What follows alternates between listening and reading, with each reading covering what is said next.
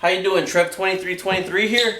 I'm going to do a little video on how to repair the floor. I've done it already, but back when I started repairing the floor, I didn't have my camera. I didn't even think about uploading this, so I took some pictures so you'll see the pictures, but I'm going to try to explain it a little bit, what I did. The whole section of floor in the pictures, if you could see, there was a straight line right here and a straight line right over here. And what I had to do was I had to even it out. I still have to sand it down, but I replaced all the tiles in between, and this is the original hardwood floor of the floor. And if you can see, I had to break some pieces out. The piece over here, let me show you right here. The piece in the corner right over there, that was actually hardwood floor also, all the way in there. But I didn't like the hardwood floor because our front door is over here. So with our front door over there, with people coming in the winter, it actually, if you can see, I pulled up some of the boards from over there. I pulled it up, I reused them. The darker color ones are the ones from the front door. So, you know, there was too much water there, so I wanted to tile it. So I pulled all that up from there already. And then I reused the boards to come in right here. But in the pictures, you're going to see a straight line was right here. And then back here, there was another straight line right here. And these are some of the tools I used. And I'm going to show you a little bit on how I did it to break them out and replace the floor. If you can see, they're kind of stagnant a little bit over here, back and forth, back and forth. Because in the straight line, you don't want to just put the little pieces in a straight line right here. When people see it, it's going to look like just a straight line right there. After this is all sanded, you're not even going to be able to tell the difference. Now in the pictures, you're going to see with the line right here, what I started to do was I started to break out the little bit of the little boards in between. And what you're going to do with the boards is you're going to find the boards look at the ends of the board. See, there's an end right there, end right there, end right there. You're going to look at the boards on where you need to fix, and they can't be in a straight line. So when you're going to mark, I marked mine with a marker. I put X's on them and which ones that I was going to cut out, and I made sure that they were stagnant. Now you could buy these boards from Menards and they will fit in there, but they're not going to match. We're going to have to sand this whole floor to get all this to match. But when you find the floors that you're going to cut out to make an X, what you have to do is you have to actually drill into your floor. Now these pieces you're going to have to throw away, but you're going to drill with a hole saw into the board. You're going to drill into the board the length of the board. See, these are longer. This is a shorter one. This starts right here and ends right here. So if I wanted to get this board out right here, I would drill holes in it all along this board right here. I would drill holes in this board right here with one of these saws right here and a drill. And after you drill the holes in there, what you take is you take a chisel and you start to break up the board in the middle with the hammer, and you try to break up the board. And what you don't do is you don't affect the ones on the side right here. You try not to affect these. Now these boards right here, let me see if I can see right here. These boards right here, they are tongue and groove. And that's why, they go this way. They're tongue and groove, see? All the way up, they're tongue and groove. And that's why you have to drill to break one out, because there's no way you're going to pry it up. So you're going to have to drill it out, and then you're going to have to break the center one out, and it releases the rest of the boards. So after you drill it out to break it out, after you drill it out and you use a chisel to break it out all the way, you take the board out. Now you see in the picture that I have the stagnant ones, and a little bit along the way I show that I go this one, then I go this one, then I go this one to break them up along the way.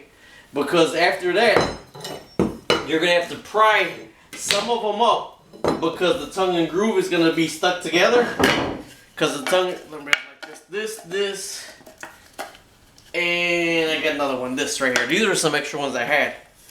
But with the tongue and groove stuck together like this, and then you drill one out and break it in the middle, you could just pry it up with a little pry bar and get it up where the other boards ain't affected. You still have a good tongue and you still have a good groove to connect them to. Now the boards themselves, when they sit on the ground, they sit on wood slats like this. They sit on wood slats, so they're not right on the ground. Now you could buy these wood slats at Menards also. They're just like fern strips. They're just little wood slats. You could buy them. I actually reclaimed them from the part of the floor that I pried up. I pried up with one of these all the way over there. It's I venture to say a 4 foot by maybe 5 foot section over there.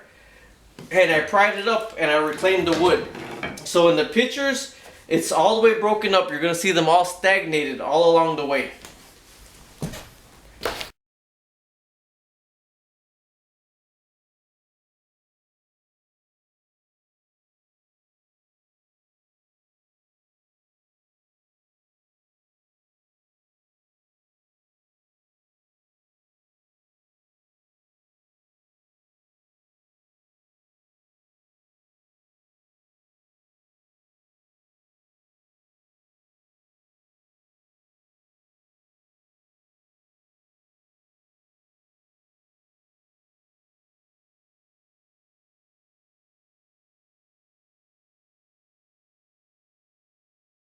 Okay, after you have taken your time to break them up, and if you see my pattern all along the way, little by little, I expanded it. What you do is you find the end to the end of a board, and it might be a little bit longer. It might be a little bit longer, like this one right here is shorter than this one, and this one's longer than this one. But you want that stagnated pattern, so when you sand it, you can't tell the difference. You can't tell the difference at all. Okay, so after you go ahead and you pry them up and you get that stagnated pattern, you take your time because you don't want to break the other ones. Now they're nailed in there in the groove.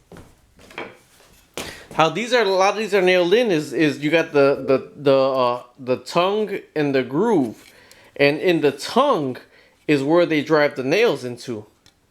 So that's a little bit harder to get out, but that's why I use the little crowbar and use the drill, and you take your time, you break them out not to affect any of the other wood. Now we're going to have to go ahead and put some in. What you're going to find out is you could get the tongue in, but you can't get the groove in. So when you get the tongue in, if you could get the tongue in on some of them and there's enough room, what you do is you put the tongue in and you can slide it in. You hit it with one of these hammers. Not the regular hammer. Well, one of these hammers is not going to mess your wood up as if hitting with one of those hammers.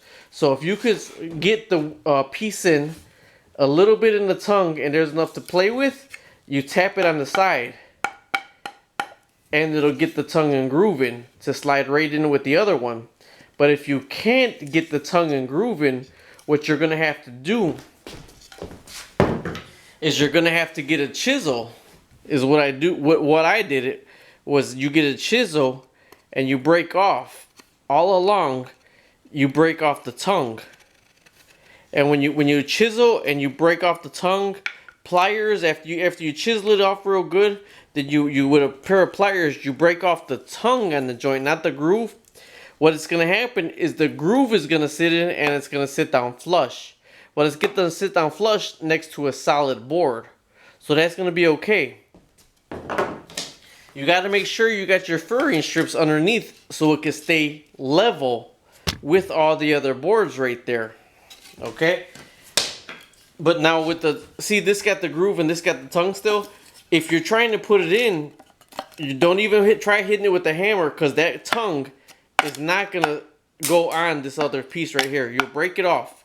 That's why with the chisel, you break off the tongue and you just, this is a solid board on the floor.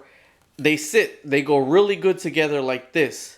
And what you're going to have to do is you cut the pieces. When you cut them, I actually angle my saw just a little bit inward, in back this way, in towards the wood. So when you put it in, it's going to lay flat. Because if you have too much room on this side, if you cut it wrong or angle it the opposite way, you're going to have a big gap in your floor like this.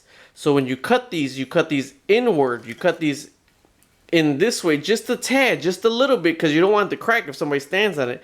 Just a tad, just a little bit. So when you butt this up, it's going to butt up perfect.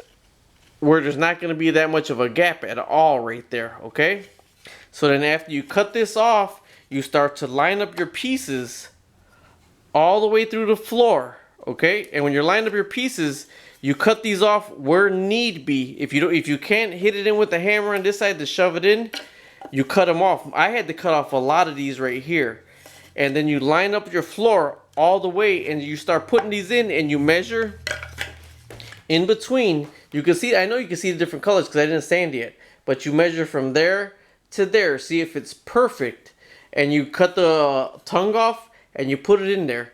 Then you do the next one over. You measure from there to there, whatever width you need. You cut the tongue off and you put it in there separately. Now the one piece I don't have to show you, let me put this up a little bit right here so I can sit here, you can see me. The one piece I don't have to show you for the floor right here, and you see little holes in the floor right now because I still have to fill them in with the wax pencil. There's little holes. What they sell is there's a hardwood floor repair kit. They sell it to stop the squeaking in the floor. You can find it at Menards, Home Depot, or whatever. But what it is it's a screw. It's a long screw that'll go all the way into the floor.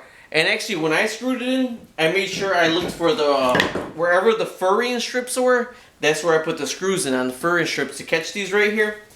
But it's a long screw and it has a groove along the top. They sell it in the kits about $10 to $15. And what it does is you put the screw tip on your drill right here, and there's a bracket about this big that sits on the floor. It cups the floor. It sits on the floor. And when you put your screw into the floor, it breaks off the head of the screw and you can't see the top of the screw in the floor. Now all of them do not break off. Some of them they'll just start to spin. It'll grab the wood, but it'll just start to spin. So you stop, you don't burn it in there, and with a pair of pliers you can wiggle it back and forth and it'll crack off. And then for the holes right here, I gotta get a wax pencil because they sell wood wax pencils. And when you go over it with the wax pencil, it fills it in perfect and you can't see it. So right now, that's the last step I gotta do. I gotta fill these in with the wax pencil. And then when you sand the floor, that's how you repair the wood floor. Now I'm gonna put some pictures up step by step on how I chose which ones. But you don't want to break a solid square, because if you break a solid square, if you look on the floor, it's going to look like there's a solid square. You're going to tell a transition. But if you stagnate how you break up your floor, it's going to, when you sand it, you're not even going to be able to tell the difference. Anybody can do this. Just take your time. It's all you got to do is take your time. Make sure you go to Menards. If you have some that's already broken up, like I had some extra, you take it in there and you Home Depot, whatever store, Lowe's, and you match it up. You take it with there and match it up, and they sell the extra pieces. But if I have a closet over there also, if I ran out of pieces, I would have taken the floor out the closet, tiled the closet, and used the pieces from there because it's the original wood for the floor. I hope it helps you. I try to give some tips and some tricks to how to do stuff. This is one of the ones. I've done this myself. I always say cross-reference as much as you can. Hopefully it helps out. Thank you very much.